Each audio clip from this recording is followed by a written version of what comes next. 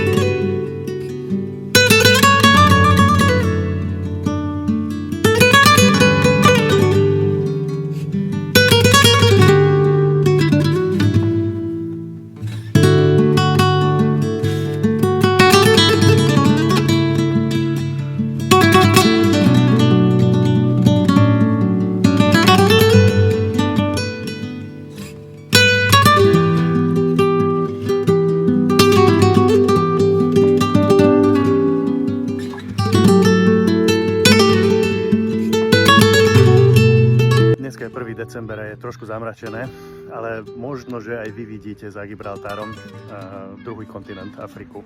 Takže v lete je to tu naozaj fantastické. A toto je už Fairmont Hotel, nový hotel, ktorý otvorili začiatkom tohto roka.